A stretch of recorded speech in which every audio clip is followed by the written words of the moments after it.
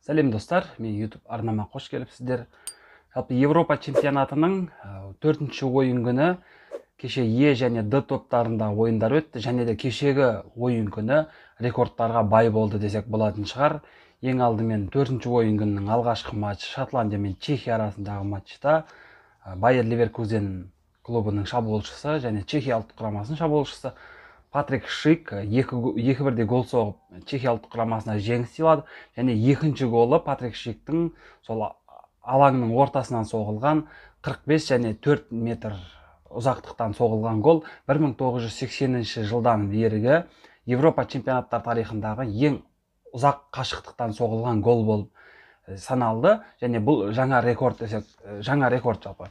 Және одан бөлек екінші ойында да Польша мен Словакия арасындағы өткен ойында, Е тобының ойындарында, ол жерде өздеріңіз білетіндей Польша ұлттық құрамасының қақпашысы Войцех Szczęsny өз қақпасына гол соғып қойды.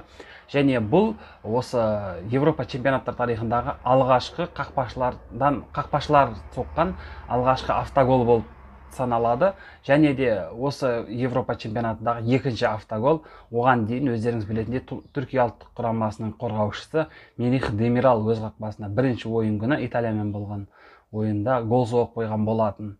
Ал үшінші ойын осы ойын күнінің басты ойыны болып саналған Испания мен Швеция арасындағы ойында Испания ұлттық құрамасында Барселонаның жартылай қорғаушысы Педри ең жас Испания ұлттық құрамасының тарихындағы ең жас Европа чемпионаттарында алаңға шыққан ойыншы болып тіркелді.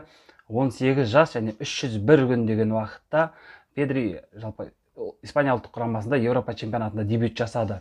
Жалпы одан бөлек нәтижелерге келетін болсақ, Чехия мен Шотландия арасындағы ойынды айтып өттім, 2-0 есебімен аяқталды. Словакия мен Польша арасындағы ойын 1-2 есебімен Словакияның пайдасына шешілді. Ал Испания мен Швеция бір-бірінің қақпаларына саңылау алмады, және осы ойында өзін тағы да бір өте сондай бір қандай шабуылшы екенін тағы да бір рет Альваро Мората дәлелдегендей ақ, жалпы Европа чемпионаты басталғалы Ювентустың ойыншылары дәл қазір жұлдыздары жанып тұр десек болатын шығар. Melih Demiralдың, кешегі Войцех Szczęsny, енді Альваро Мората. Ал бүгін өздеріңіз білетіндей соңғы топ, ең интригаға бай топ, F тобының ойындары өтеді.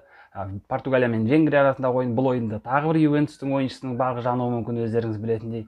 Ал осы Европа чемпионаты топтық кезеңінің басты матчтарының бірі Германия мен Франция арасындағы матч бүгін сағат түнгі 12:20-де өздеріңіз білетіндей өтеді.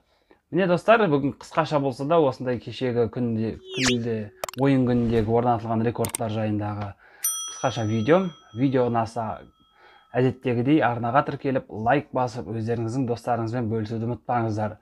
Сіздермен бірге болған мен, Батиньо KZ арнасы.